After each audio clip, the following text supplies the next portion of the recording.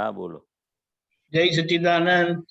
હવે આજથી 2 અઠવાડિયા સુધી આપણે 9મી કલમ એ દાદા ભગવાન મને જગત કલ્યાણ કરવાનું નિમિત્ત ભગવાનની પરમ શક્તિ આપો, શક્તિ આપો, શક્તિ આપો. તો એ 9મી કલમ સંબંધી આપણે નિમેશાનંદજીને વિનંતી કરીએ છીએ. આવી ગયા છે, પધારો. બેસો નહીં, બેસો નહીં. હા, જય સચ્ચિદાનંદ. નિમેશાનંદજી જય સચ્ચિદાનંદ. જય સચ્ચિદાનંદ. 1 મિનિટ, હા 1 મિનિટ. તમે અહીંયા આવી જાઓ, બહાર આવી જાઓ.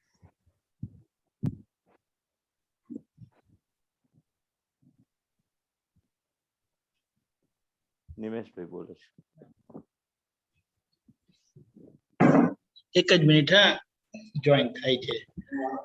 એટલે આ 9મી કલમ માટે દાદાએ એક સત્સંગમાં બહુ સરસ કહ્યું છે કે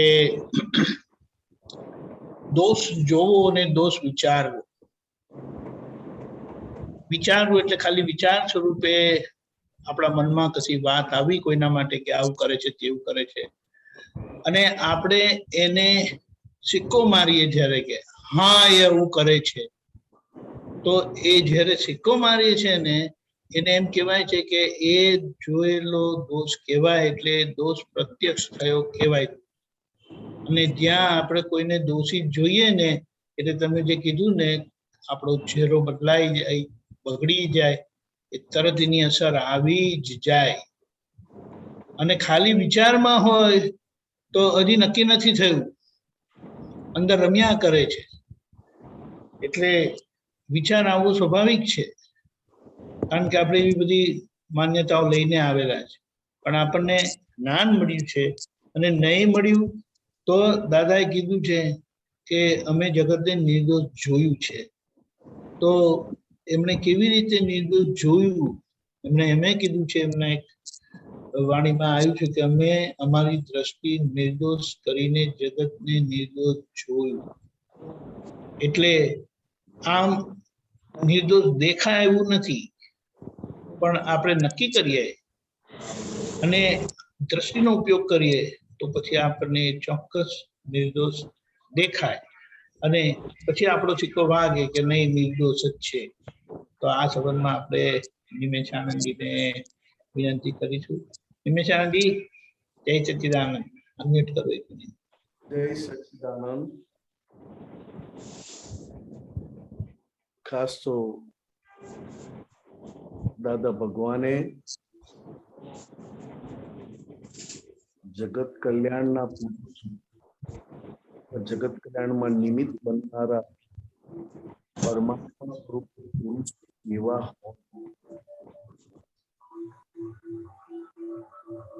જેને લક્ષ્મીની ભીખ નથી, સ્ત્રીની ભીખ નથી, શિષ્યોની ભીખ નથી, પૂજાવાની ભીખ નથી, ડેરાગીરી બાંધવાની ભીખ નથી,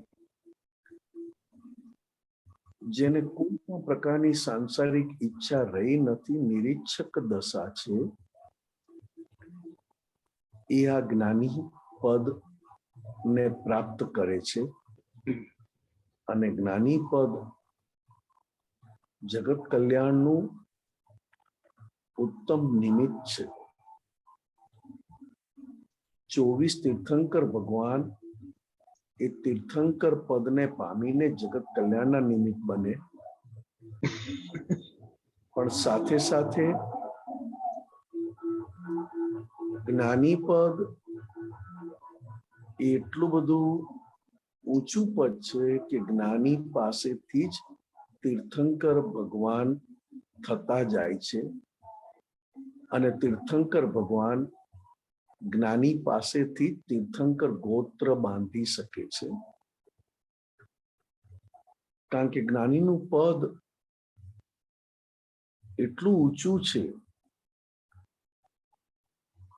એમાં અક્રમ વિજ્ઞાની દાદા ભગવાન આ કાળમાં જગત કલ્યાણનું ઉત્કૃષ્ટ અને આશ્ચર્ય નિમિત્ત કહેવાય. દાદા ભગવાન કહેતા કે ભગવાન મહાવીર સ્વામી વખતે સૈનિક રાજાએ ભગવાન મહાવીર પાસેથી સંકિત પ્રાપ્ત કર્યું, ક્ષાયક સંકિત.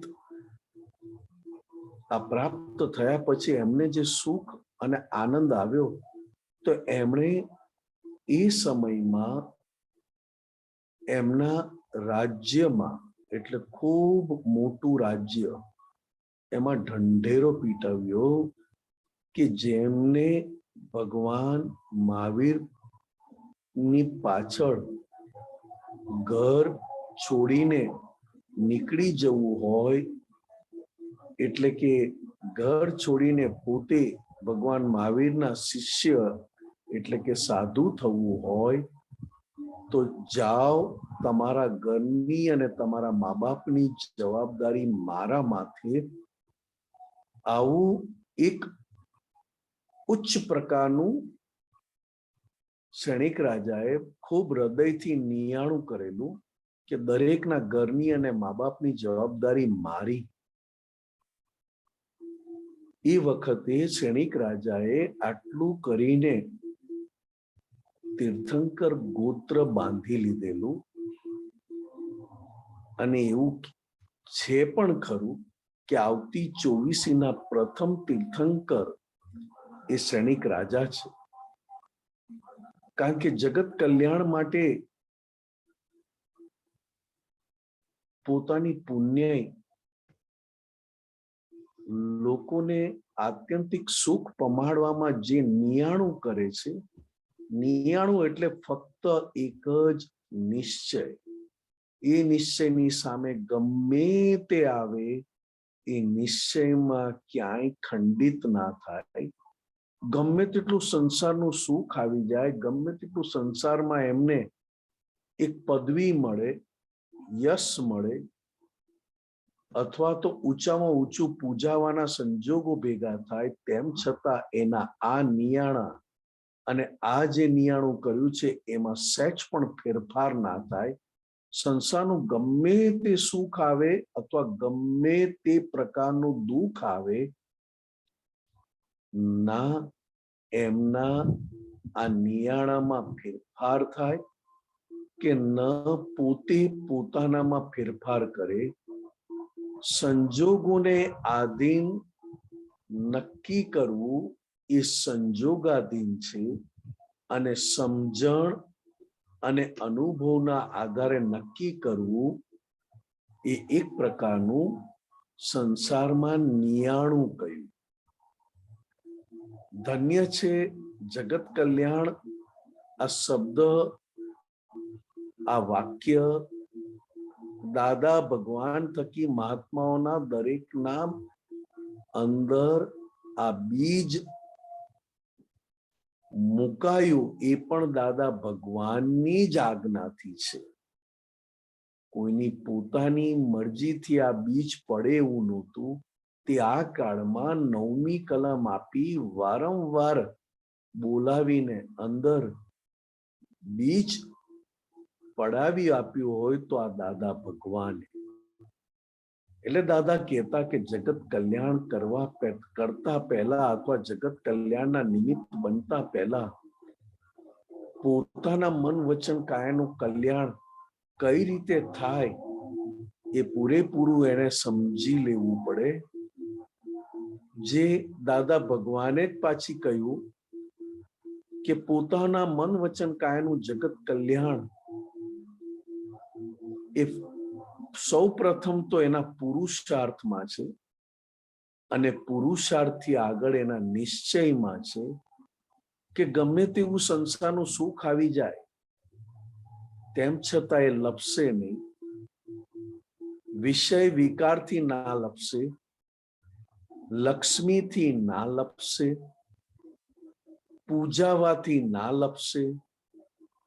કોઈ પણ પ્રકારનો સ્વચ્છંદ એને ના ગમતો થઈ જાય, કારણ કે સ્વચ્છંદથી મુક્ત થવું એક પરાક્રમ છે. કારણ કે દરેકને પોતાની મરજીથી પોતાના મનના કયા પ્રમાણે જીવવું, પોતાના મનના કયા પ્રમાણે રહેવું અને પોતાની મરજી પ્રમાણે જ કરવું. આજે દાદા ભગવાનનો સત્સંગ મને સમજાઈ ગયો હોય ને હું માની લઉં કે મને હવે પૂરેપૂરો સમજાઈ ગયો છે અને એ રીતે વર્તવું, એને દાદા ભગવાને સ્વચ્છંદ કહ્યો. જ્યારે સ્વચ્છંદનું ટીપું પણ ના રહે અને સ્વચ્છંદ એને સહેજ પણ ના ગમે, બીજાને પૂછીને જ આગળ વધે, બીજાને પૂછીને બીજાને કહીને પોતાની એક વાત છુપી ના રાખે, કારણ કે પોતાની એક પણ ભૂલ અથવા એક પણ વાત બીજાથી છુપાવવી એ સ્વચ્છંદને જન્મ આપનારું છે. બહુ મોટું અંદરની દુનિયામાં, જેમ બહારની દુનિયા બહુ વિશાળ છે એમ અંદરની દુનિયામાં પણ જ્યારે એક ટીપું આ સ્વચ્છંદનું એટલે કે આડાઈનું પડી જાય ત્યારે પોતાના જગત કલ્યાણમાં, પોતાના મન વાણી કાયાનું કલ્યાણ કરવામાં બહુ જ દૂર થઈ જાય અને જેટલું પોતાના મન વાણી કાયાનું કલ્યાણ થયું એટલું જગત કલ્યાણમાં એ નિમિત્ત બની શકે. દાદા ભગવાને એક પૈસો પણ કોઈનો વાપર્યો નથી, એક પૈસો કોઈનો લીધો નથી અને લીધો હોય તો યાદ કરીને આપ્યા વગર રહ્યા નથી. ત્યારે દાદા ભગવાનને પૂછ્યું કે દાદા તમે આટલા બધા સિન્સિયર કેમ છો?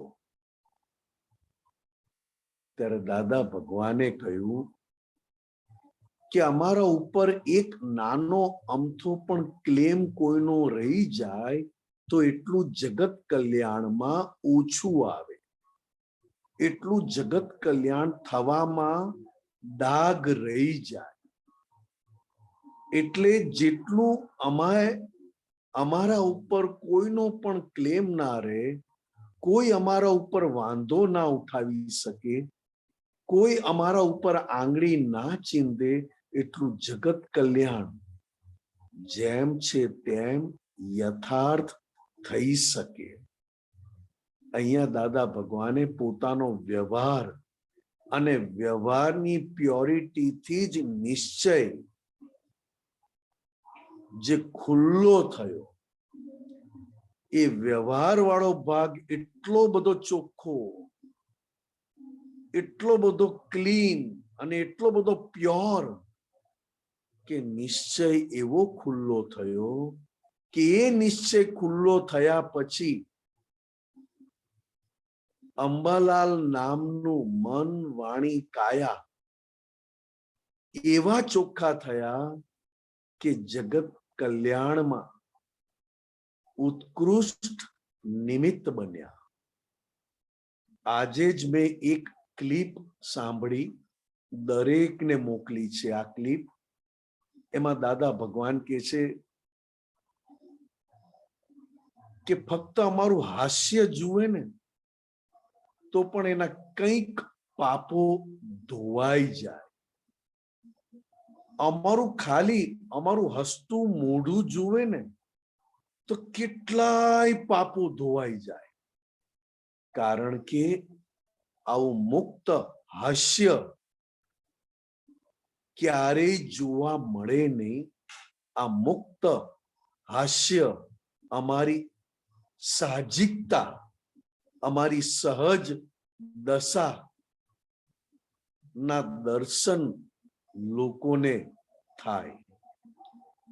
આટલા વાક્યમાં દાદા ભગવાને પોતાની અંદરની દુનિયા અને પોતાની અંદરની દશા કેટલી બધી પ્યોર છે અને કેટલી બધી અહિંસક છે, ત્યારે જઈને દાદાનું હાસ્ય જોઈને પણ કંઈક પાપો ધોવાઈ જાય છે. તો જ્યારે દાદાનો હાથ પડે, દાદાની દ્રષ્ટિ પડે તો કેવું જગત કલ્યાણ થાય. એ પણ આ કળિયુગમાં જ્યાં કળિયુગમાં લક્ષ્મીને પણ તીર્થંકર ભગવંતો કરતા પણ વધારે એની વેલ્યુ થઈ છે. લક્ષ્મી સિવાય ક્યાંય સુખ નથી અને લક્ષ્મીને જ સંપૂર્ણ માને છે અને લક્ષ્મી સાથે વિષય વિકારને સંપૂર્ણ માને છે. એવા કળિયુગમાં દાદા ભગવાન કેવા પ્યોર અને કેવા લઘુ કે જેમને લક્ષ્મીનો વિચાર માત્ર નથી આવતો, સ્ત્રીનો વિચાર માત્ર રહ્યો નથી, પૂજાવાની સહેજ પણ અંદરથી રાય માત્ર વિચાર રહ્યો નથી. આ સંસારની કોઈ પણ સુખના વિચાર રહ્યા નથી, તો ઈચ્છા થવાની વાત ક્યાં રહે છે? નિરીક્ષક દશા એ ઈચ્છાને લાગુ પડે છે. ત્યારે દાદા ભગવાન કહે છે અમારે તો આ વિચાર પણ રહ્યા નથી, આ પરમાણુ પણ રહ્યા નથી. આવા દાદા ભગવાન આ 9મી કલમમાં પૂરેપૂરા સમાયા છે. ત્યાં સુધી દાદા ભગવાને કહ્યું ને દીપક આનંદજીએ જે વાત કરી કે અમે અમારી દ્રષ્ટિ નિર્દોષ કર્યા પછી જગતને નિર્દોષ જોયું છે. પોતાની દ્રષ્ટિ નિર્દોષ એ કઈ રીતે બને? અને પોતાની દ્રષ્ટિ નિર્દોષ થયા પછી જગતને નિર્દોષ જોયું, એ શું કહેવા માંગે છે? પોતાની દ્રષ્ટિ નિર્દોષ થયા પછી જગત કલ્યાણ થઈ શકે? એક એક જીવનું અજાણતા પણ દાદા ભગવાન નામ બોલે એનું પણ કલ્યાણ થવાનું છે. એને પણ મોક્ષ અને મોક્ષના નિમિત્ત મળી આવવાના છે.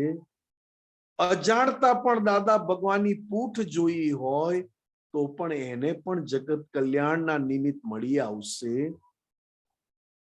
તો એમની દ્રષ્ટિ નિર્દોષ કર્યા પછી જગતને નિર્દોષ જોયું. તો દ્રષ્ટિ નિર્દોષ આ શબ્દ આ 9મી કલમમાં ક્ષણે ક્ષણે દ્રષ્ટિને નિર્દોષ બનાવતા ગયા, નિર્દોષ કરતા ગયા. સેટ પણ દ્રષ્ટિ આડી પંટાય અથવા સેટ પણ દ્રષ્ટિમાં દોષિતનું ફણગો ફૂટે, દોષિતના પરમાણુ ફૂટે અને તરત જ નિર્દોષ બનાવે.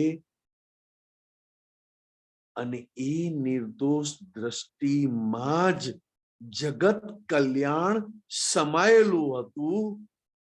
એટલે દાદા ભગવાને કહ્યું કે અમે જગતને નિર્દોષ ક્યારે જોયું? જ્યારે અમારી દ્રષ્ટિ નિર્દોષને પામી. અને જગતને નિર્દોષ જોયા પછી જ આ દ્રષ્ટિ દાદા ભગવાનની જગત કલ્યાણ સ્વરૂપે કામ કરે છે, કરતી હતી અને કરતી રહેશે. કારણ કે આ દ્રષ્ટિ વાળા પુરુષ અને આ દ્રષ્ટિને પામેલા પુરુષો આ 9મી કલમમાં સમાઈ જાય છે. જોડે જોડે દાદા ભગવાને કહ્યું અમે દાદા ભગવાન થતા પહેલા અને થઈ ગયા પછી પણ અમે એક પણ કાર્ય અમારી મરજીથી વ્યવહારમાં કર્યું નથી. દાદા ભગવાન થતા પહેલા અમે હીરાબાને પૂછતા, ભાગીદારને પૂછતા, સગાઓને પૂછતા અને કામ કરતા. અને દાદા ભગવાન થયા પછી જય સચ્ચિદાનંદ સંઘ સ્થપાયા પછી જય સચ્ચિદાનંદ સંઘના વડીલ મહાત્માઓને પૂછતા, સંઘપતિને પૂછીને જતા, મહાત્માઓની આજ્ઞા લઈને અમે આગળ વધતા અને છેલ્લે એમ પણ કહેતા કે હવે તમે રજા આપો તો અમે હવે થોડો આરામ કરીએ. આવું સહેજ પણ વ્યવહારમાં પોતાની મરજીથી કામ ન કર્યું અને કેવળ દ્રષ્ટિ માત્ર નિર્દોષ રાખીને અને જોડે અભેદતાનો ખુલ્લો ગુણ અને લઘુત્તમપણું સહેજ પણ ખંડિત ના થવા દીધું, લઘુત્તમમાંથી ક્યારેય બહાર નીકળ્યા નહીં અને અભેદતાને ક્યારેય છોડ્યા નહીં. આ બે દ્રષ્ટિ જેમ અંદર વિકસતી જાય એમ જગત કલ્યાણના નિમિત્ત એટલે કે જગત કલ્યાણને લાયક થતા જઈએ. આ બે દ્રષ્ટિ જોજો, વાત વાતમાં ગુરુ થઈ જવાય, વાત વાતમાં હું કંઈક જાણું છું, પોતાની મરજીથી કરવું ગમે, પોતાની મરજીથી રહેવું ગમે, પોતાની મરજીથી કેવું ગમે અને કયા પછી અંદર ગુરુત્તમપણું આવ્યા વગર રહેતું નથી. બધું દાદા ભગવાને બધા મહાત્માઓને કહ્યું, આપતા પુત્રોને કહ્યું, તેમ છતાં એમના લઘુત્તમમાં ક્યાંય ડાઘ લાગ્યો નહીં. અને લઘુત્તમમાં ડાઘ લાગ્યો ને એટલે અભેદતા. મહાત્માઓ જોડે, આપતા પુત્રો જોડે, દરેક જણ જોડે અભેદતા પણ એવી ને એવી જ ટકી.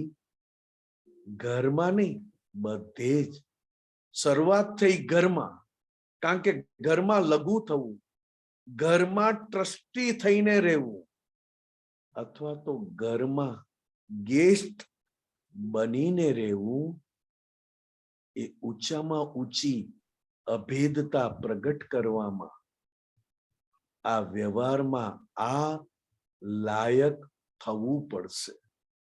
વ્યવહારમાં એટલે પોતાના ઘરમાં, પોતાના ઋણાનુબંધી સગાઈઓમાં, પોતાને જે કંઈ પણ રોલ આવ્યો છે રોલમાં જેમ એ ગેસ્ટ થતો જાય, લઘુ થતો જાય અને ટ્રસ્ટી બને. કારણ કે ટ્રસ્ટી એટલે એક સહકારી મંડળી કહેવાય અને સહકારી એટલે પબ્લિક ટ્રસ્ટ કહેવાય. અને પબ્લિક માટે ત્યારે દાદાએ કહ્યું, અમારું આ જ્ઞાની પુરુષ, અમારું જે આ દેખાય છે એ આખું પબ્લિક ટ્રસ્ટ છે. અમે પણ એના માલિક રહ્યા નથી. એનો જે રોલ છે એ રોલ પૂરો કરવામાં અમે એને સાથ આપીએ છીએ. કયો રોલ? તો કે 9મી કલમનો.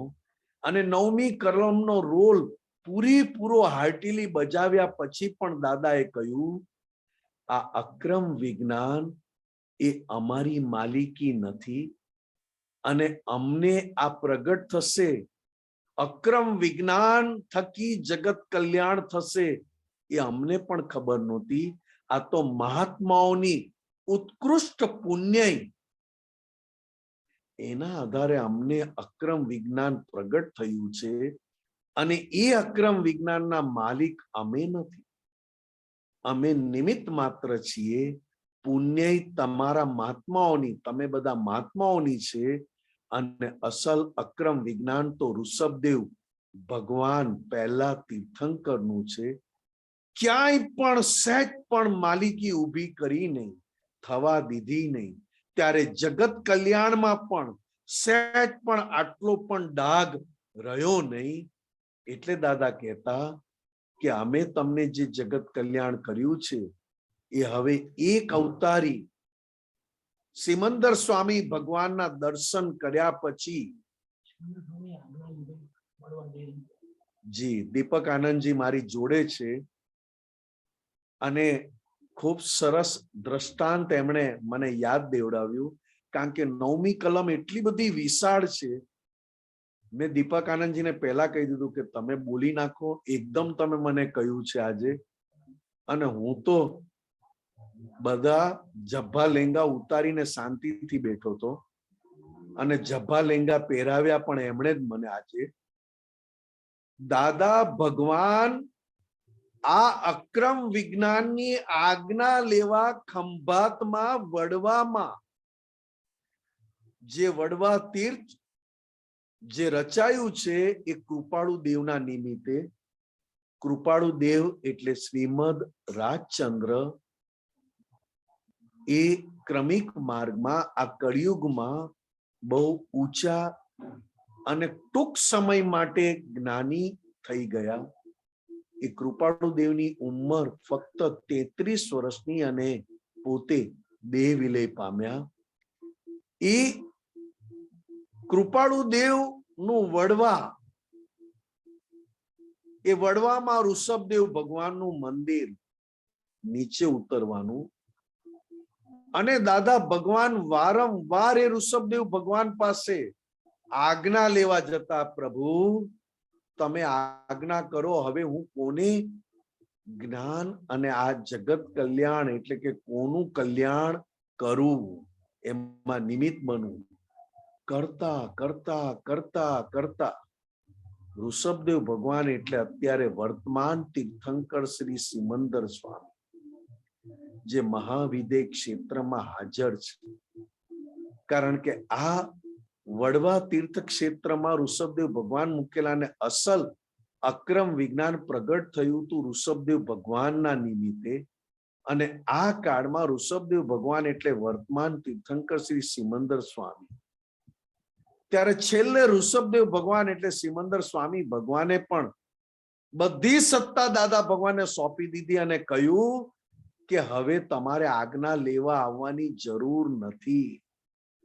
આટલા ટોપ ક્વોલિટીના પુરુષ દાદા ભગવાન, આવી પ્યોરિટી, 24 તીર્થંકર ભગવાનનું ચારિત્ર અને 24 તીર્થંકર ભગવાનનું ભેડું સ્વરૂપ દાદા ભગવાનમાં પ્રગટ થયા પછી પણ દાદા ભગવાન વડવા વારંવાર આજ્ઞા લેવા જતા કે હે પ્રભુ, તમે જે મને ટકાવારી કીધેલી એ ટકાવારી હવે એ ટકામાં કોઈ પર્સન્ટેજમાં કોઈ આવતા નથી.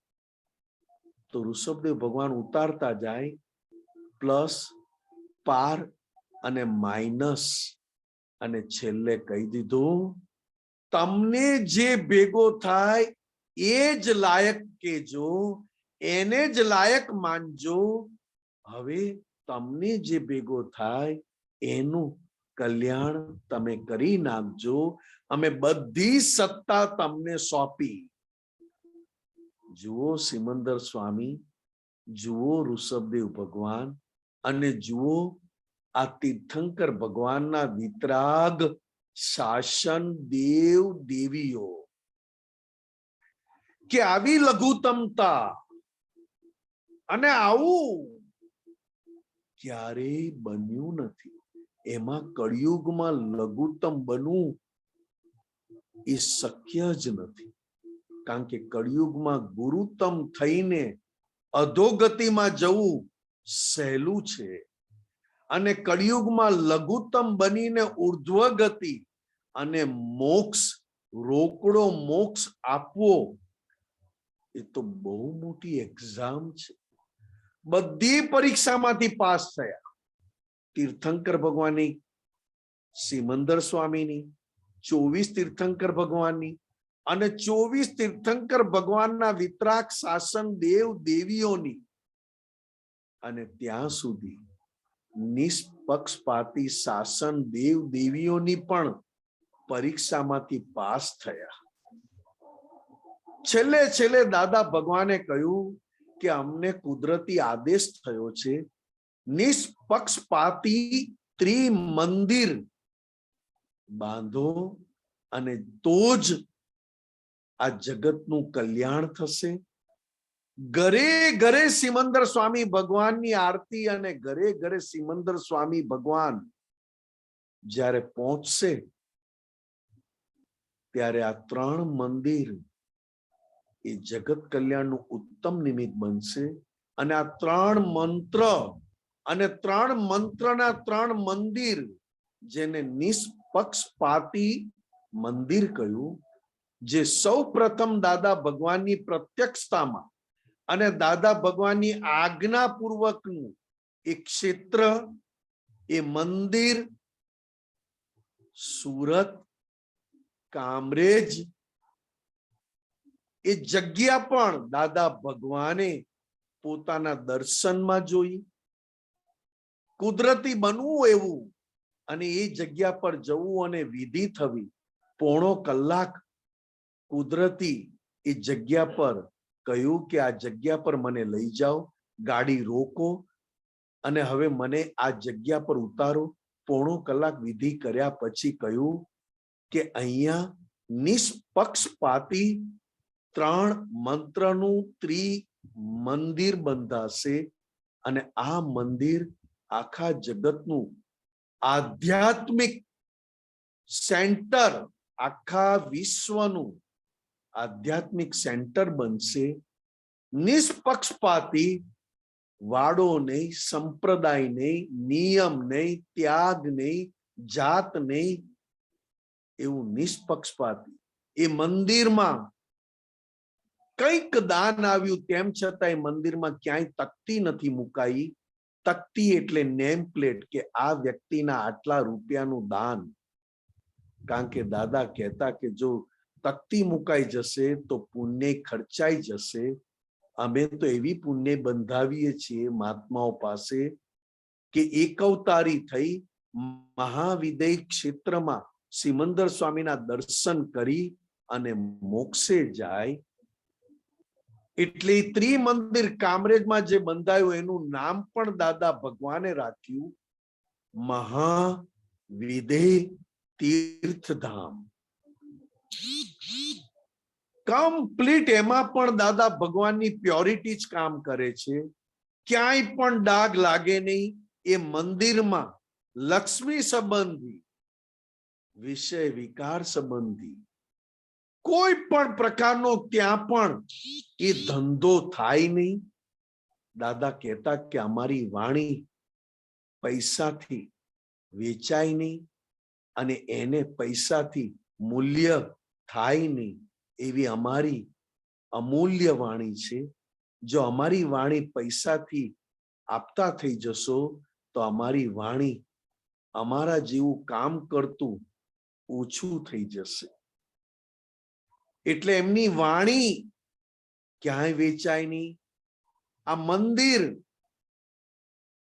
એક ઊંચામાં ઊંચું આખા દુનિયાને એક માર્ગ આપનારું કે ધર્મમાં ધંધો પેશવા દેશો નહીં. અને જો ધર્મમાં ધંધો પેસી ગયો તો ધર્મ રહેશે નહીં. એક ધર્મના નામે બહુ મોટો ધંધો, દુકાન ચાલુ થઈ જશે. ધંધામાં ધર્મ રાખજે. ધંધો ક્યારેય ધર્મ વગરનો કરવા દઈશ નહીં. જ્યારે ધંધામાં ધર્મ હશે તો એ ધંધો પણ ધર્મની પૂઠે પૂઠે પાછળ પાછળ ચાલશે. પણ ધર્મમાં જો ધંધો પેસી ગયો તો જે 9મી કલમમાં જે કરવાનું છે, જગત કલ્યાણના નિમિત્ત બનવાની પરમ શક્તિ આપો, એ આખી 9 કલમ ખંડિત થઈ જશે. કારણ કે દરેકને પોતાના મનના કયા પ્રમાણે ધર્મ પાળવો છે. એટલે દાદા ભગવાન કહેતા કે અમે દાદા ભગવાન અમારી અંદર પ્રગટ થયા નહોતા ત્યારે અમે 10 વર્ષની ઉંમરે, અમારી ઉંમર 10 વર્ષની હતી ત્યારે અમારે અંદર અમે એવું લઈને આવ્યા હતા કે 10 વર્ષની ઉંમરથી 9 કલમોને સિન્સિયર હતા. ક્યારે 9 કલમ અમે સહેજ પણ ખંડિત થવા દીધી નહોતી. સાથે સાથે દાદા કહેતા કે અમને ભગવાન ભેગા થાય તો સારી વાત છે, ન ભેગા થાય તો પણ કઈ વાંધો નહીં, પણ અમને જે મનુષ્ય જન્મ મળ્યો છે એમાં આ અંબાલાલ મુરજીભાઈ પટેલ નામનું જે શરીર મળ્યું છે એ શરીર સુખની દુકાન તરીકે કામ કરવી જોઈએ. અમને જે ભેગો થાય એ ગમે તેટલું અમને દુઃખ આપી જાય, પણ અંબાલાલ મુરજીભાઈ પટેલ નામની મન, વાણી અને કાયા રૂપી દુકાનમાંથી એને સુખ, સુખ અને સુખ જ પ્રાપ્ત થવું જોઈએ. જો એને અમને મળ્યા પછી જો દુઃખ પ્રાપ્ત થાય તો અમારો મનુષ્ય જન્મ નકામો છે, કામનો નથી. એટલે અમે અમારે અંબાલાલ મુરજીભાઈ પટેલ નામની દુકાનનું નામ રાખેલું સુખની દુકાન.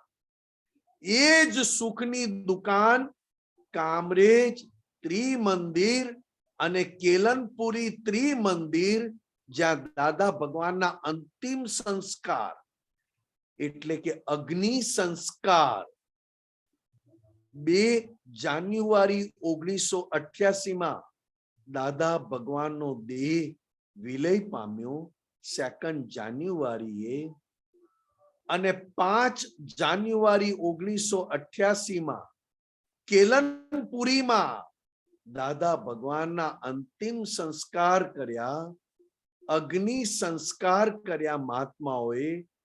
અને એ સંસ્કાર કર્યા પછી બીજા દિવસે જે દાદા ભગવાનની એ સમાધિ ઉપર જે લોકો ભરી ભરીને એમની માટી, એમની અસ્થિ જે લઈ ગયા તે જગ્યાએ ખાડો થઈ ગયો. પાછો એને સરખો કરીને ત્યાં એક દાદા ભગવાનની સમાધિ, ત્યાં પણ આવી જ સુખની દુકાન ચાલુ છે. પુસ્તક અપાય છે પણ પૈસાનો વ્યવહાર નથી. પૈસાનો વ્યવહાર માત્ર ને માત્ર એ પુસ્તક છપાવવામાં પૂરતો, અને છપાવ્યાથી પણ ઓછામાં ઓછું, જેથી 5 રૂપિયા આપે તો એને પુસ્તક વાંચવાનું મન થાય. કારણ કે લક્ષ્મી આપે તો એક પુસ્તકની પણ કિંમત કરશે. એ આશયથી અત્યારે એક ફૂલ નહીં, પણ ફૂલની પાકડી પણ નહીં, ઓછામાં ઓછું એક ટોકન લેવા માટે અને પુસ્તકની કિંમત થાય એટલા માટે બંને જગ્યાએ આ પરમ સુખની દુકાન ચાલે છે. આ મંદિર કયા આશયથી બન્યું? તો કે દાદા ભગવાને કહ્યું, જે ધર્મમાં લક્ષ્મીનો, સ્ત્રીનો, ચેલા ચેલીનો, ડેરા બાંધવાનો, પૂજાવાનો અને મનનો કોઈ પણ વેપાર ના ચાલે, કોઈ પણ વેપાર ના ચાલે, અને એવો વેપાર ના રહ્યો હોય, છેલ્લે મનનો પણ એક પણ વ્યવહાર ના રહ્યો હોય, ત્યાં મહાવીરનો ધર્મ સમાયેલો છે. અને તે જ ધર્મ અમે આ કાળમાં લાવ્યા છીએ. અને એ જ ધર્મ રૂપી આ ત્રિમંદિર સૌ પ્રથમ કામરેજમાં બંધાઈને એક લોકોને ધર્મમાં સેટ પણ ધંધો પેસી ગયો તો 9મી કલમ નો ડાઘ રહી જશે, સંપૂર્ણ જગત કલ્યાણ નહીં થાય. એ જ રીતે મન, વાણી, કાયામાં આ લક્ષ્મી સંબંધી ડાઘ રે, વિષય વિકાર સંબંધી ડાઘ રે, પૂજાવાનો ડાઘ રે, લઘુ થવામાં સહેજ પણ ખામી રહી જાય. લઘુત્તમ, ખાલી લઘુ શબ્દ કામનો નથી. લઘુત્તમ કેવું પડે આ શબ્દને તો કોટી કોટી નમસ્કાર છે, કારણ કે લઘુત્તમ શબ્દમાં દાદા ભગવાન રહેલા છે અને લઘુત્તમ જેમ સૂક્ષ્મતમ, ક્યાંય દાદા ભગવાનની ઓળખાણ કોઈને પડી નહીં, તેમ છતાં દાદા ભગવાને કરુણાથી પોતાનું ઓળખાણ આપ્યા કરી કે અમને આવી કોઈ ભીખ નથી, ત્યાં અમારું પદ આ ખુલ્લું થયું છે. અને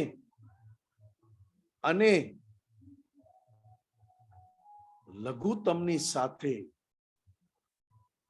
અભેદ દ્રષ્ટિ, જેમ લઘુત્તમને પામતો જાય એમ અભેદ દ્રષ્ટિ ખુલ્લી થતી જાય, ખોલવી ના પડે સાહેબ. લઘુત્તમ દ્રષ્ટિ, લઘુત્તમ ભાવ અને અભેદ દ્રષ્ટિ એ અક્રમ વિજ્ઞાનનું ફાઉન્ડેશન છે.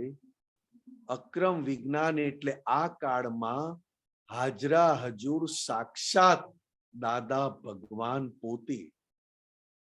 કારણ કે લઘુત્તમ દશાને પામતો જાય એમ દ્રષ્ટિમાં આખા જગત જોડે અભેદ થતો જાય. ક્યાંય રાઈના દાણા માત્ર જેટલું પણ ભેદ રહે નહીં, મારું તારું રહે નહીં. એને હું અને તું એક જ છીએ, હું મારા દર્શન તારામાં કરું છું. એટલે દાદા ભગવાને કહ્યું કે અમારી કીર્તન ભક્તિ નથી કરતા તમે, તમે તમારી જ અંદર રહેલા દાદા ભગવાનની કીર્તન ભક્તિ કરો છો. કેમ? તો કે હવે હું બધાની અંદર બેસી ગયો છું અને હું મારા જ પોતાના દર્શન દરેકનામાં કરું છું. એવા તમે તમારા સ્વરૂપના દર્શન અમારામાં કરશો અને બધામાં કરશો, ત્યારે જેમ છે તેમ દરઅસલ દાદા ભગવાન ખુલ્લા થશે. કારણ કે દાદા ભગવાન ફક્ત અમારી અંદર પ્રગટ નથી થયા, તમારી મય છે અને તમારી મય પ્રગટ કરવા માટે જ અમે સત સાધન મૂક્યા છે. આ સત સાધન તમારી અંદર રહેલા દાદા ભગવાનને પ્રગટ કરશે. જોડે જોડે 5 આજ્ઞા દ્રષ્ટિ પણ તમારી જ અંદર રહેલા દાદા ભગવાનને ખુલ્લા કરશે. એટલે દાદા કહેતા કે અમે ક્યાંય ગયા નથી. આ કાળનું આશ્ચર્ય તો જુઓ. પહેલું આશ્ચર્ય કયું આ કાળનું? તો કે તીર્થંકર ભગવાનના સમયથી ચાલતા આવતા આશ્ચર્યમાં 11મું આશ્ચર્ય એટલે કે અછેરું કહ્યું. અછેરું 10 અછેરું ભગવાન મહાવીર સ્વામી સુધી થયા અને એ તીર્થંકર પરમાત્માએ 11મું આશ્ચર્ય અછેરું કહીને ગયા. અસંયતિ પૂજા. સંસારી વેશમાં હશે, સંસારમાં રહેતા હશે, ગ્રહસ્થી હશે, સંપૂર્ણ વ્યવહારમાં હશે, ન ત્યાગ, ન તપસ્યા, ન કોઈ નિયમ, ન વ્રત, ન પચકાણ. તેમ છતાં સરળમાં સરળ ઘેર બેઠા એક પણ વસ્તુનો ત્યાગ કર્યા વગર ઘેરમાં રહીને, ઘરમાં રહીને તમને અતિ સરળ મોક્ષ પ્રાપ્ત કરાવનાર પુરુષ પંચમ કાળમાં પ્રગટ થવાના છે. જે પહેલામાં પહેલું 17માં તીર્થંકર કુંથુનાથ સ્વામીએ એ આ ભરત ક્ષેત્ર એટલે કે અત્યારે આપણે જ્યાં રહીએ છીએ એને ભરત ક્ષેત્ર કહ્યું. એ ભરત ક્ષેત્રમાં તીર્થંકર પરમાત્મા 17માં કુંથુનાથ સ્વામી વિચરતા હતા અને ત્યારે મહાવિદેય ક્ષેત્રમાં પુષ્પકલા નગરી આપણી આ ક્ષેત્રનો ઈશાન ખૂણો અને મહાવિદેય ક્ષેત્રની પૂર્વ દિશા, ત્યાં સિમંદર સ્વામી નો જન્મ થવો એટલે કે જન્મ કલ્યાણક. એક તીર્થંકર પરમાત્મા કુંથુનાથ સ્વામીને પોતાના કેવળ જ્ઞાનમાં, કેવળ જ્ઞાન પ્રકાશમાં સિમંદર સ્વામી પરમાત્માનો મહાવિદેહ ક્ષેત્રમાં જન્મ કલ્યાણક થવો એ ઝળક્યા કેવળ જ્ઞાન પ્રકાશમાં. અને આખી લિંક કુંથુનાથ સ્વામીએ જોઈ લીધી કે સિમંદર સ્વામી ઝળક્યા છે તો આ ક્ષેત્રને કઈ રીતે એ પરમ હિતકારી છે.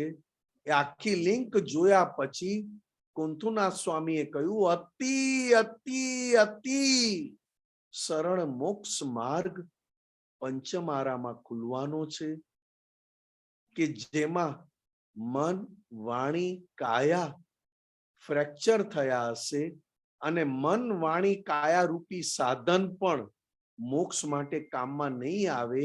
ત્યારે દાદા ભગવાને આ કાળમાં સત સાધન એટલે કે શુદ્ધ વ્યવહાર ચરણ વિધિ, જે દાદા ભગવાનની હાજરીમાં એનું નામ હતું શુદ્ધ વ્યવહાર ચરણ વિધિ. ખૂબ સુંદર નામ દાદા ભગવાને મૂકેલું, જેમાં ત્રિમંત્ર, નમસ્કાર વિધિ, નવ કલમ, શુદ્ધાત્મા પ્રત્યે પ્રાર્થના અને દાદા ભગવાનના અસીમ જય જયકારો એટલે પોતે જ પોતાની મય રહેલા પરમાત્માની ભક્તિ અને સાથે સાથે 5 આજ્ઞા. દાદા કહેતા કે આ 5 આજ્ઞા દ્રષ્ટિ તીર્થંકર ભગવાનના હૃદયમાં હતી, પણ ત્યારે ચોથો આરો એટલે ક્રમિક માર્ગ થકી જ મોક્ષે જવાય. કારણ કે ચોથા આરામાં જેવું મનમાં હોય એવું જ વાણીમાં બોલે અને જેવું વાણીમાં બોલે એવો જ કાયાથી વર્તન એટલે કે વ્યવહાર કરે. એટલે ક્રમિક માર્ગમાં મન, વાણી, કાયાની એકતા સૌ પ્રથમ જોઈએ.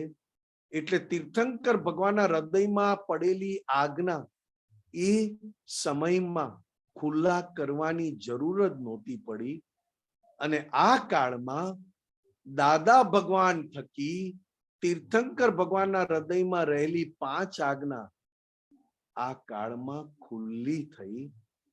અને દાદા ભગવાન એટલા બધા પ્યોર કે જે વ્યવસ્થિતની આજ્ઞાથી તીર્થંકર ભગવાન સંપૂર્ણ કેવળ જ્ઞાનમાં નિરાલંબ દશા અનુભવતા હતા, એ કઈ આજ્ઞાથી આટલી બધી એમને મુક્તતા, નિરાલંબતા રહેતી હતી, એ દાદા ભગવાને આ કાળમાં શોધ્યું. અને વ્યવસ્થિતની આજ્ઞા શોધવા માટે દાદા ભગવાને પોતાનો મોક્ષ રોક્યો અને કહ્યું કે તીર્થંકર ભગવાનને આટલી બધી નિરાલંબ, નિરાકુરતા, સંપૂર્ણ કેવળ જ્ઞાનમાં મુક્તતા કેમ રહે છે? એવું કહ્યું હતું. આ એક ત્રીજી આજ્ઞા વ્યવસ્થિતની, વ્યવસ્થિત શક્તિ 30 જન્મ આ ફક્ત આ ત્રીજી આજ્ઞાની શોધ માટે. અને સાથે સાથે કહ્યું કે અમારે એકલા મોક્ષે જવું નહોતું, અમને વહેલા મોક્ષે જવાની પડી જ નહોતી.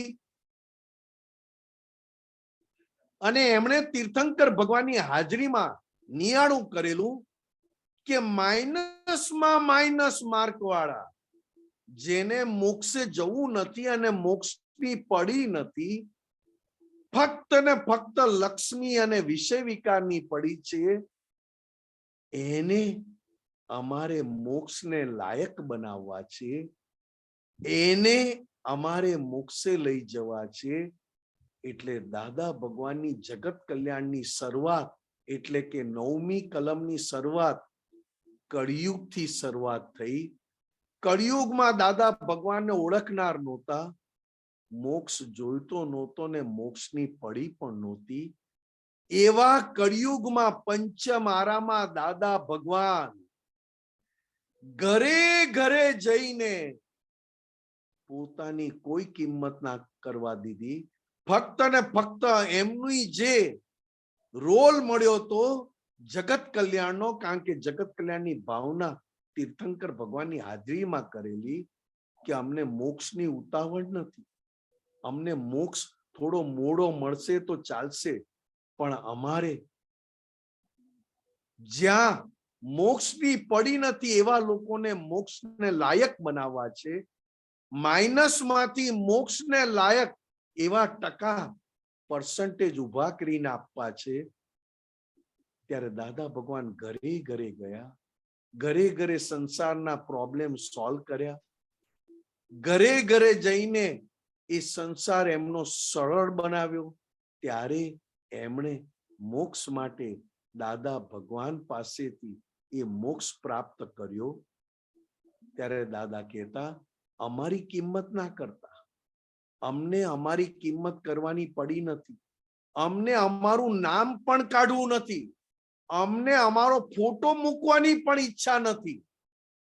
અમારે તો ફક્ત અમને જે કુદરતે કામ આપ્યું છે અને અત્યારે હાજર તીર્થંકર સિમંદર સ્વામી ભગવાને જે અમને કામ સોંપ્યું છે એ કામ કાઢવા આવ્યા છીએ અને એ કામ કરીને અમે નીકળી જવાના. અમારે અમારી નામ, અમારી વાહવા અમે સહેજ પણ કરાવવા આવ્યા નથી. આ કળિયુગમાં અમે કોટ ટોપી ધોતિયામાં એવા પવિત્ર અને એવા પ્યોર પુરુષ પાક્યા છીએ કે જો અમે અમારું સેટ પણ નામ કાઢવા આવ્યા હોત ને તો જગત કલ્યાણમાં ખામી રહી જાત. એટલે કહેતા કે અંબાલાલ દાદા નહીં, નામની પણ પડી નહોતી, એટલે એમનું નામ ક્યાંય બોલાયું નથી.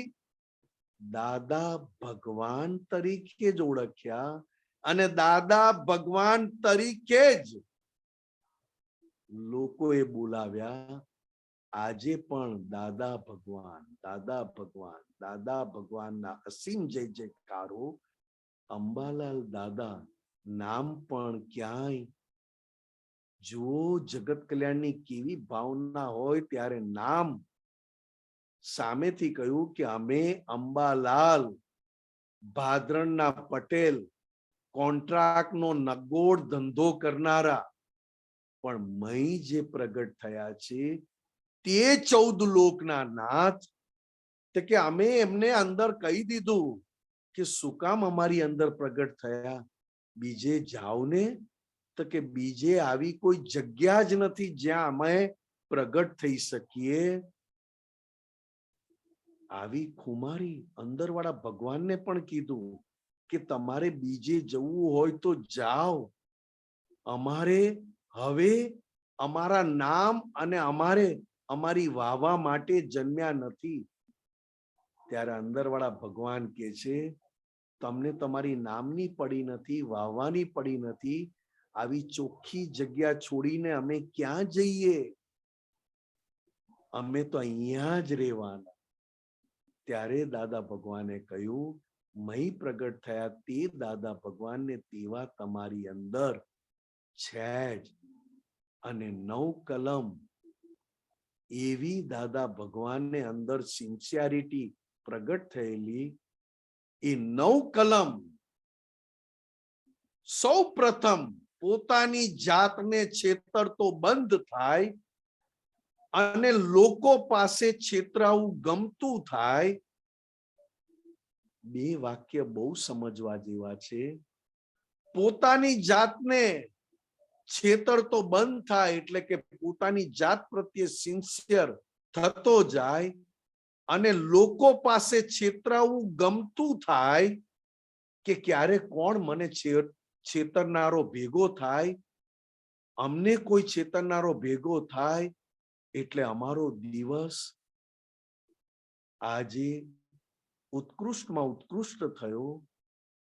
પોતે પોતાની જાતને છેતરતા નથી અને લોકો છેતરનારા ભેગા થાય એની રાહ જુએ. આવા 2 ગુણ કેવા પ્રગટ થયા. છેતરનાર ક્યારે ભેગો થાય એની રાહ જુએ અને તેમ છતાં પોતે પોતાની જાતને છેતરે નહીં. આ કંઈક એટલું બધું ગુહ્ય છે અને એટલું બધું પરમાત્મા પદ ખુલ્લું કરે એવું છે. એ આ 9મી કલમમાં ભારો ભાર આ દાદા ભગવાને મૂકી દીધું. એટલે કહ્યું ને કે 8 કલમને જે સિન્સિયર રહ્યો તો 9મી કલમ એમને એમ રિઝલ્ટમાં ભેગી થાય. પણ 8મી કલમ 8 કલમમાં ક્યાંય ખામી રહી તો 9મી કલમમાં ખામી રહેશે જ. જેણે વ્યવહાર જગતને સોંપી દીધો અને જગત જે વ્યવહાર કરે એને સ્વીકારતા થયા. પોતાનો અંદરથી લઈ આવેલો વ્યવહાર, પોતાની અંદરથી લઈ આવેલી લો બુક, પોતાની અંદરથી લઈ આવેલું જ્ઞાન જે વ્યવહાર સ્વરૂપે છે, એ લો બુક, અંદરની લઈ આવેલું જ્ઞાન અને અંદરથી લઈ આવેલો પોતાનો વ્યવહાર જગતને સોંપી દીધો, વોસરાવી દીધો.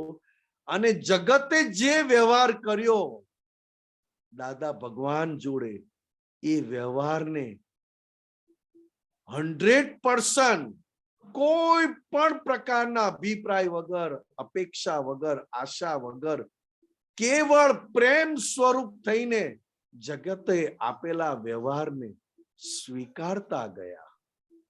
આમાં કોઈ ખોટું નથી. આખું જગત એ મહારાજ સ્વરૂપના દર્શન કરાવે છે.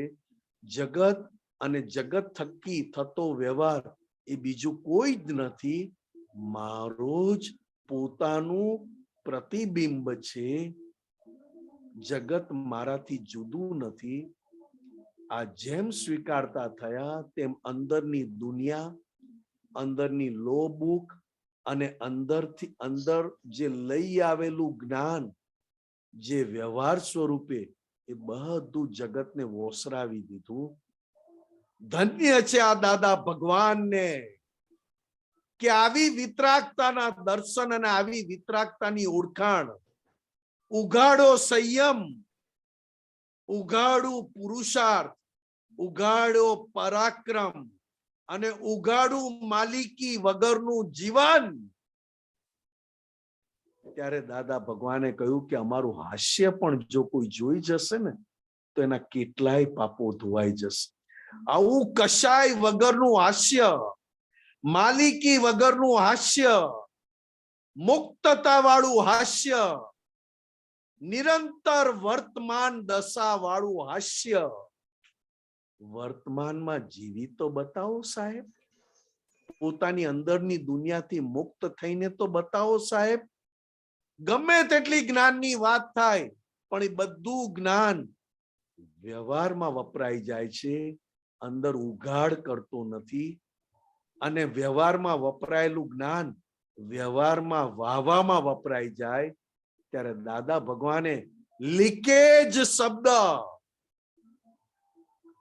બધેથી લીકેજ બંધ થઈ ગયું અને સંપૂર્ણ અદીઠ તપ અને સંપૂર્ણ અંદરની દશા એવી ખુલ્લી થઈ કે વ્યવહારમાં પણ સહેજ પણ સંયમ અથવા તો વ્યવહારમાં સહેજ પણ તપ ક્યાંય કાચું પડ્યું નહીં. ત્યારે 9મી કલમને ટોપ ક્વોલિટીના લાયક થયા કળિયુગમાં. આ કળિયુગમાં જે પવિત્રમાં યોગી, ઋષિ મુનિ, મોટા મોટા આચાર્યો જે ન કરી શક્યા એ 3 મંત્ર ભેગો પણ કરી બતાવ્યો. 3 મંત્રનું મંદિર અને ક્યાંય પણ કોઈની જોડે પણ ભેદ ઉભો ના થાય એવી દાદા ભગવાન ક્ષમા માંગી શકતા અને ક્ષમા સહજ આપી શકતા. સહજ ક્ષમાનો ગુણ અને ઉત્કૃષ્ટ 24 તીર્થંકર ભગવંતોની ભેગી કરુણા જે પ્રગટ થઈ એ આ 9મી કલમ પરિણામ સ્વરૂપે. એટલે જ્યારે જ્યારે હું 9મી કલમ બોલું ત્યારે દાદા ભગવાન એમના જે ગુણો વ્યવહારમાં ઉઘાડા પડ્યા એ ગુણોથી એ દાદા ભગવાન દેખાયા કરે કે કેવળ દાદા ભગવાનનું હાસ્ય જોવાથી કંઈક પાપો ધોવાઈ જાય. શું બોલો છો તમે? આ કઈ વાત કરો છો ને કયા દાદા ભગવાન ને કેવા પુરુષ એ આ 9મી કલમમાં સમાઈ ગયા. 8 કલમ અંદર પરીક્ષા રૂપે હતી ને 9મી કલમ પરિણામ સ્વરૂપે. ક્યાં અટકું અને ક્યાં હું બંધ થાવ મને ખબર નથી. દીપક આનંદજી, રજની દાદા, માફ કરજો સાહેબ, હું ક્યાં અટકું મને ખબર નથી આ દાદા ભગવાન માટે. કે આ 9મી કલમ સાક્ષાત ઉગાડી દાદા ભગવાન, અને 9મી કલમ કેવી રીતે પરિણામ પામી એ પણ દાદા ભગવાન પોતાની જ ઓળખાણ આપી આપીને આપતા પુત્રોને અને મહાત્માઓને એવા તૈયાર કરવા માંગતા હતા કે અમારી હાજરીમાં તૈયાર થઈ જાઓ છોકરાઓ, આ નહીં મળે. અમે છીએ તો અમારી હાજરીમાં અમારી શક્તિ, અમારી કૃપા અને અમારું સાનિધ્ય અમારી હાજરીમાં તૈયાર થઈ અને આ જગત કલ્યાણને લાયક થઈ જાઓ છોકરાઓ, મહાત્માઓ. આ છેલ્લા દ્વાર ખુલ્લા છે. છેલ્લે દાદા ભગવાને પોતાનું કહ્યું, ફરી ફરીને મનુષ્યમાં આવ્યો ત્યારે એને મોક્ષે જવું હતું, ત્યારે દ્વાર ખોલનાર કોઈ નહોતું. પાછો 1,00,000 વર્ષ ભટકીને પાછો આવ્યો તો પાછા મોક્ષના દ્વાર ખોલનાર નહોતો. ત્યારે આ છેલ્લા દ્વાર ખુલ્લા કરનાર અમે પ્રગટ થયા છીએ. એ આજની ક્લિપમાં દાદા ભગવાને વિડિયો ક્લિપમાં કહ્યું કે આ અમે ખુલ્લા રાખીને બેઠા છીએ, પામી લો, પામી લો, પામી લો. જય સચ્ચિદાનંદ સાહેબ. દીપક આનંદજી અને રજની દાદા, જય સચ્ચિદાનંદ સાહેબ. જય સચ્ચિદાનંદ. બહુ સરસ, બહુ સરસ, બહુ સરસ. આમાં નિમેશ આનંદજી એક જ શબ્દ, એક ક્વેશ્ચન આવે છે કે આપણે દરરોજના આપણે બોલીએ છીએ કે દાદા ભગવાન અમને જગત કરવાનું નિમિત્ત બના, તો એ આપણે નિયાણું કરીએ છીએ કે આપણે ભાવ કરીએ છીએ કે શું કરીએ છીએ? અત્યારે તો ભગવાન બીજ રોપાય. કારણ કે દાદા ભગવાન કહેતા કે અમારી પાસેથી જ્ઞાન લીધું છે એટલે સીધે સીધું મોક્ષે નહીં જવાય. તમારે 2 ભવ 1 ભવ જગત કલ્યાણમાં વાપરીને જ જવું પડશે. કારણ કે જ્ઞાન આપનાર એ જબરજસ્ત જગત કલ્યાણનું નિયાણું લઈને આવેલા છે. એટલે એમની આજ્ઞાથી બોલો છો એટલે બીજ પડ્યા કરે છે. પણ એ બીજ પાકું અને પવિત્ર એટલે કે જબરજસ્ત ફળ આપનારું ક્યારે બને? તો કે ઉપરની 8 કલમની અંદર જાગૃતિ રહે. અને સાથે એ 8 કલમની જાગૃતિ કોણ રાખે? તો કે ફાઇલ નંબર 1. અને એ 8 કલમની જાગૃતિ જેમ વધતી જાય એમ ફાઇલ નંબર 1 ને 5 આજ્ઞામાં રહેવાનું સરળ થતું જાય. કારણ કે પ્રકૃતિ જેમ પરમાર્થને પામે, પ્રકૃતિ જેમ લઘુત્તમ દશાને પામે, એમ પ્રકૃતિમાં 5 આજ્ઞા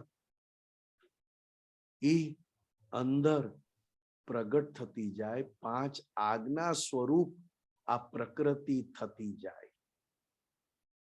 એટલે 9મી કલમ એ ઉપરની 8 કલમ કેવી પડાય છે એવી 9મી કલમમાં તમારું નિયાણું, તમારા ભાવ અથવા તમારો નિશ્ચય કામ કરે. જેટલા 8 કલમમાં તમે ચોક્કસ એટલી 9 કલમમાં તમે સુપર પ્રાણ પૂરી શકો. કારણ કે 9મી કલમમાં સાક્ષાત દાદા ભગવાન બેઠેલા છે. ઓકે સાહેબ. બહુ રજની સરસ, દાદા. બહુ સરસ, ધન્યવાદ. હવે ત્રિમંત્ર બોલાવો, દીપકાજી પ્લીઝ ફોલો કરો.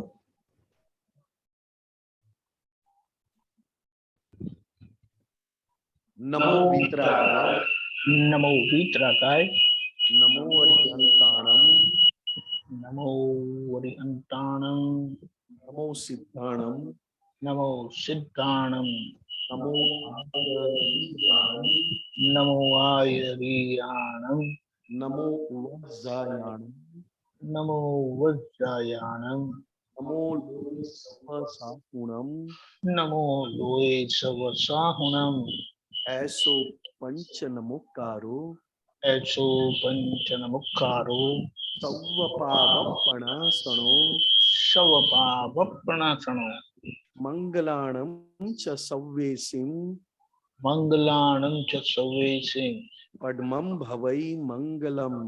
પડમં હવૈ મંગલમ. ઓમ નમો ભગવતે વાસુદેવાય. ઓમ નમો ભગવતે વાસુદેવાય. ઓમ નમઃ શિવાય. ઓમ નમઃ શિવાય. જય સચ્ચિદાનંદ. જય સચ્ચિદાનંદ. સચ્ચિદાનંદ.